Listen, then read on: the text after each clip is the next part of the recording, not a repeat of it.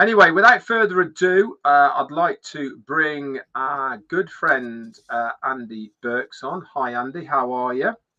Excellent, thanks, Red. A good Jolly day. good. Good to see you here. It's Likewise. really nice, actually, Andy, to be the other side of the chair, so to speak, because obviously every time I'm on with you, you're normally the one who's hosting it, and I'm the one who's talking. But on this occasion, I'm very, very pleased to have you on here so that we can get to know you a little bit better. Now, you are known as the numbers guy, whether that is a tag that you like having or not, I'm not quite sure, but you are known as a numbers guy. So give us a little bit of a background of why you are regarded as the numbers guy within Onpassive. Okay, well, as a kid, I was dreadfully dyslexic for a start. So as far as words are concerned, I was horrendous. The only thing that I could actually deal with, and the only exam I passed at my what we used to call O levels, was maths.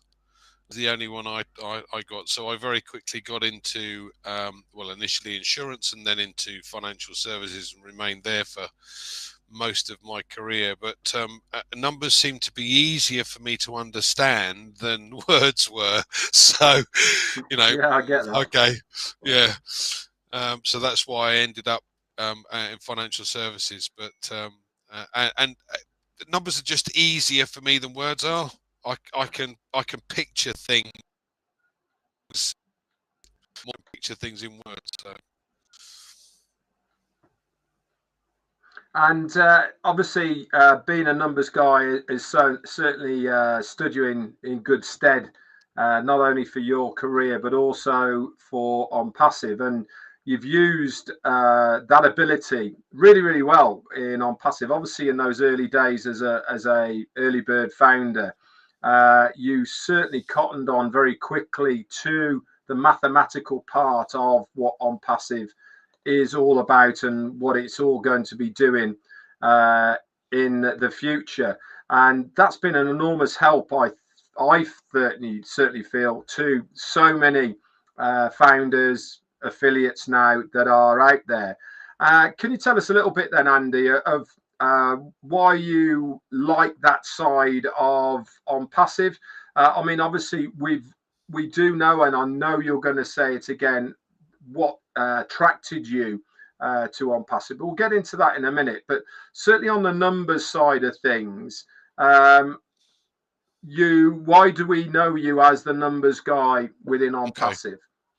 It is a good question, Red. I mean, when I originally looked at this, the thing that I saw, or the thing that I understood very, very quickly, was the numbers.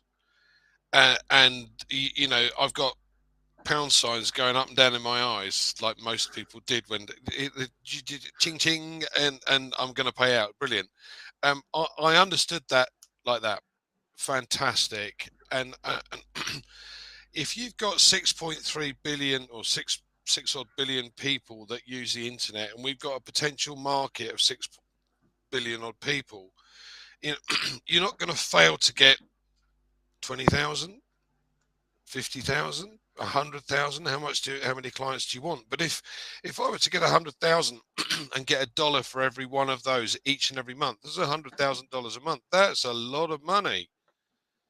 Most people's pensions in the UK are 3,600 odd a year. That's 300 quid a month.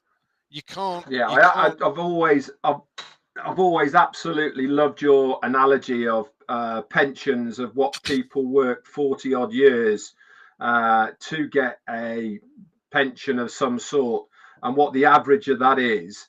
And I mean, obviously, I'm uh, part of that pension age group now, and I am drawing my army pension, and I know firsthand of how much work as I've had to do to draw on really not a huge amount of pension, and it really does dwarf into insignificance, really, doesn't it?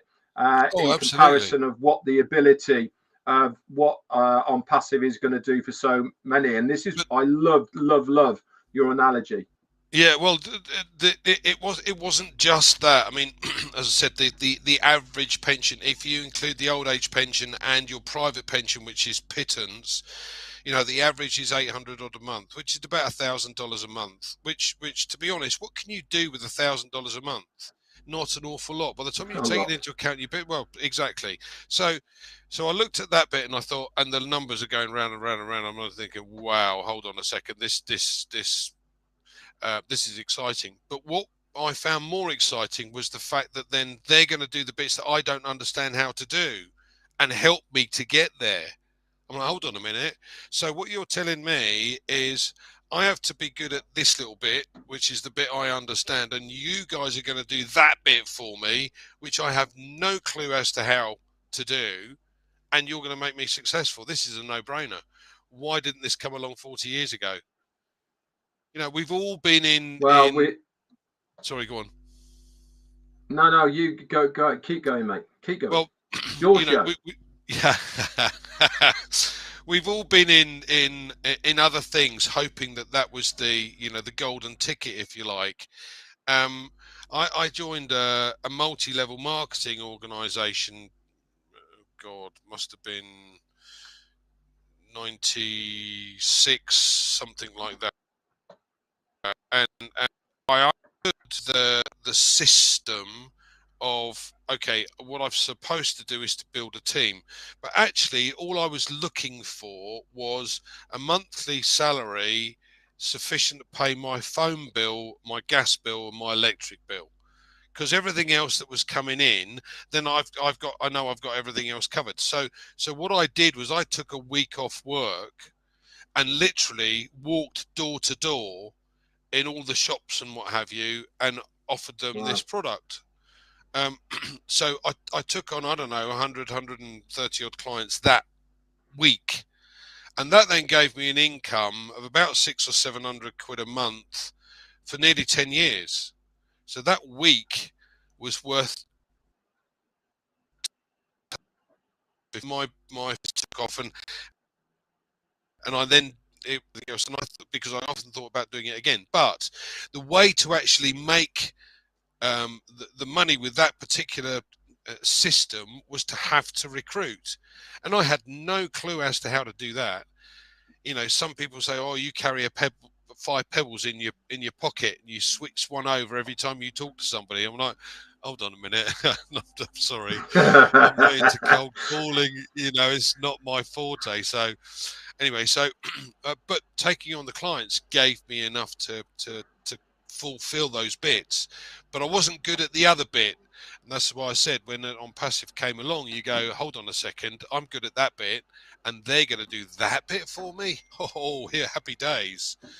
So all good. Fantastic. I mean, obviously, you've been around Onpassive for a fair long time now. When was your join date, Andy?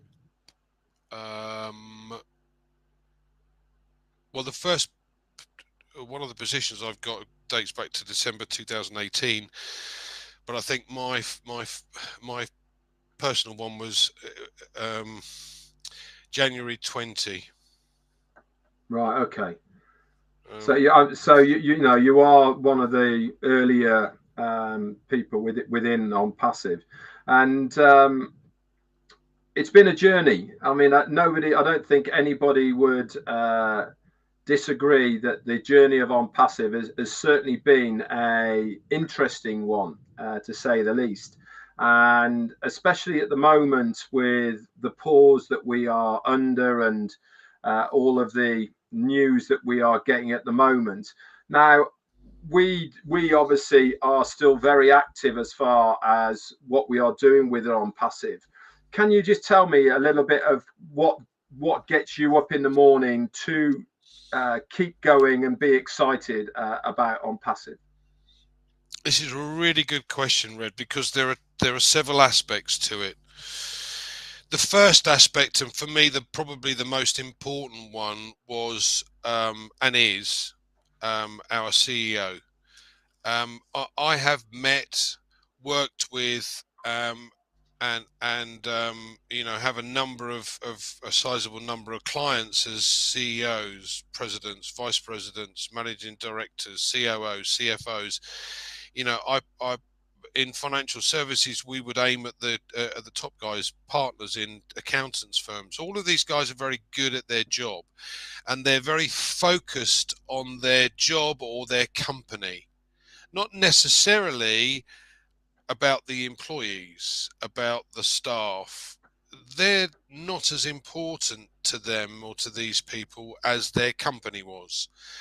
And I found that rather bizarre, because at the end of the day, if you treat your I have to say there are a number of exceptions I did come across, and their companies thrived far better than the others. And the reason I say that is because these guys made a point of speaking to everybody on the way in the morning. For instance, hi, how you doing? How's your wife?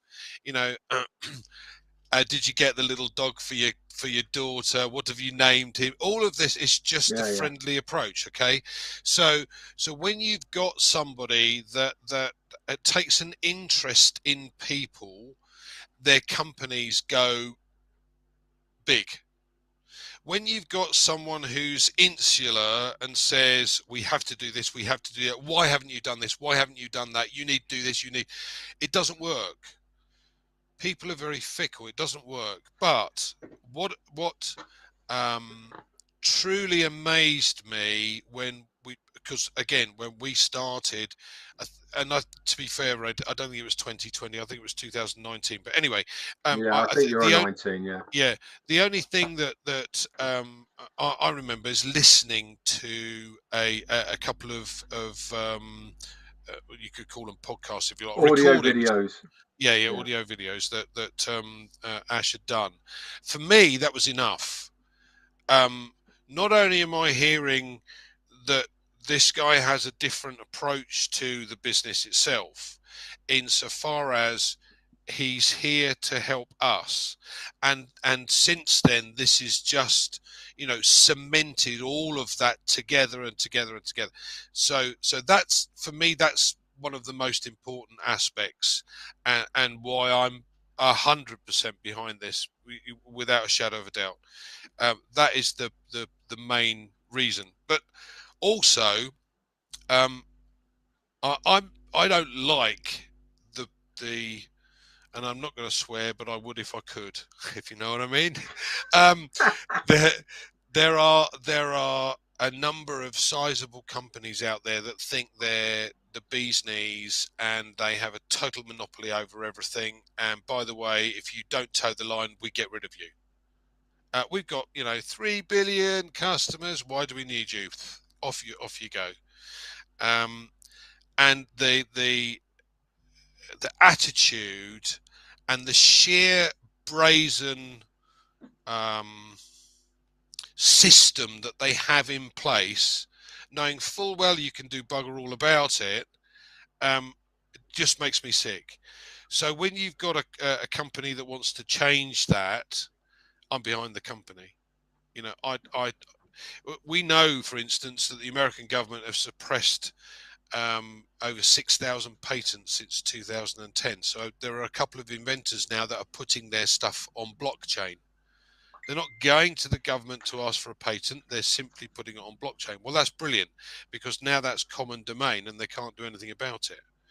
So if you looked at the same system, now we're not doing anything different or anything really new. What we're doing is providing, or what Ash is doing and his team is providing, value for money, and a serious value for money. If you think the nearest closest rival for our O Connect charges $6,500 a month for 10,000 attendees, and ours is 125, come on, this is a no-brainer. How many Yeah. companies would actually jump ship and then get angry with the previous provider, going, why did you charge us so much when you didn't need to? So you've got an awful lot of companies that are going against the benefit of others, yeah. And what Ash is trying to do is to change that. Absolutely. There seems to be a very big recurring theme.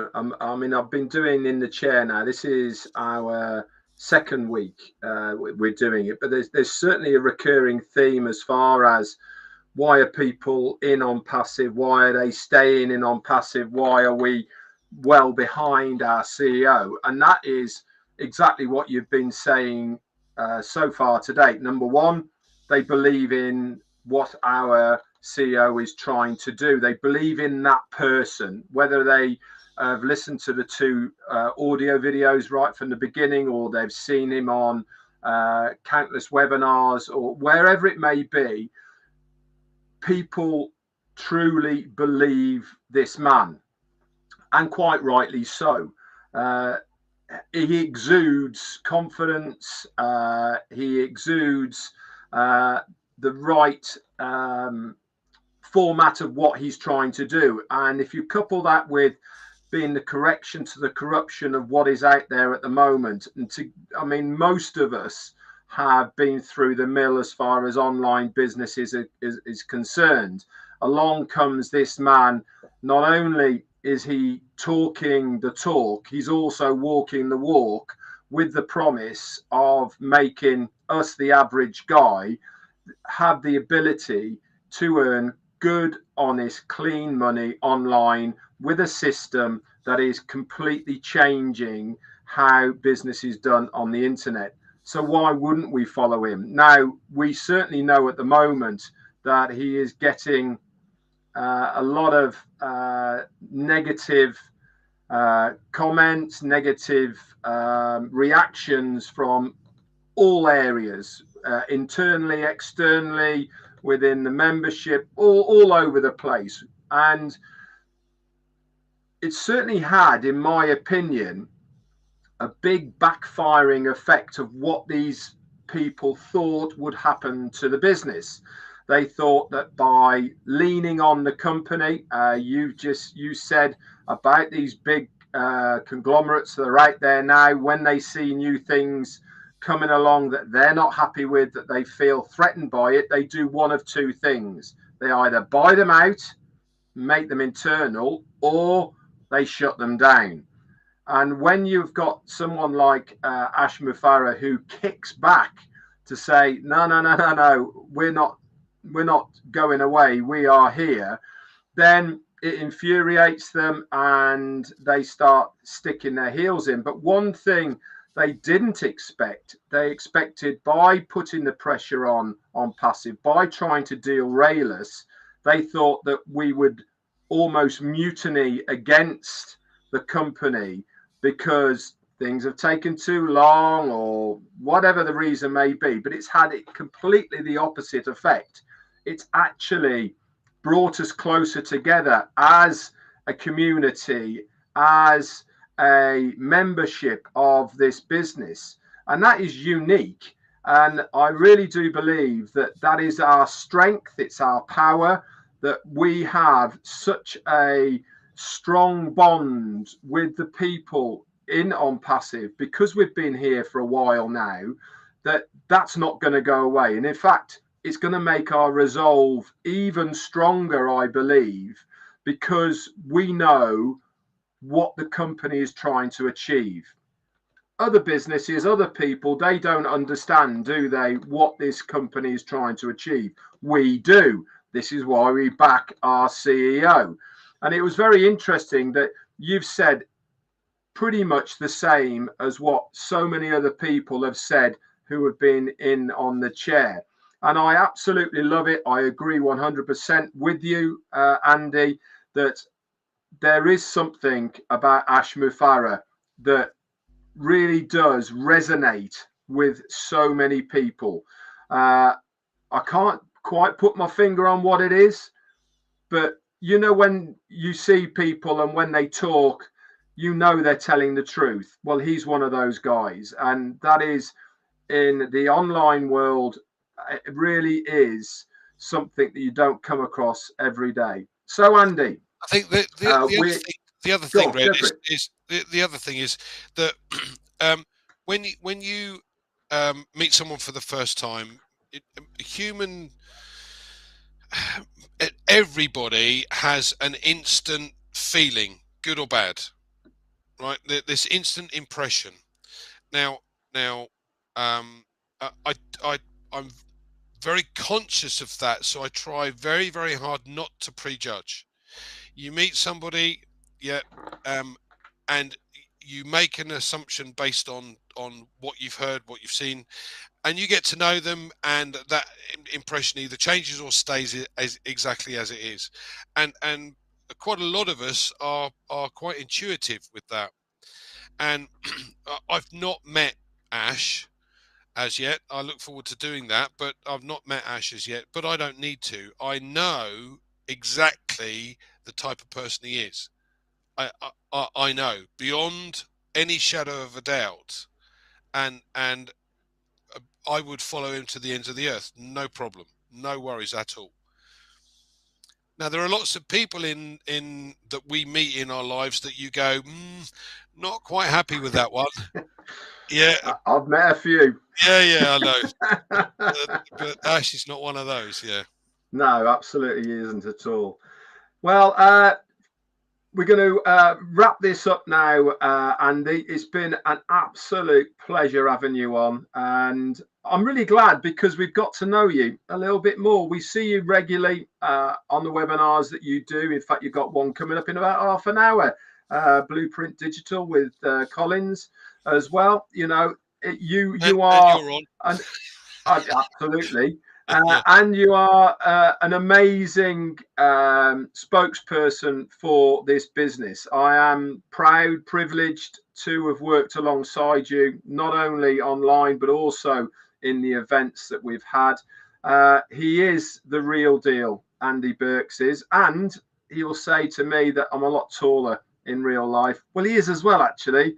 He's a good 6-footer as well, and one of the nicest guys I have met so far within this business. And this is another likewise plus side, of what Onpassive does.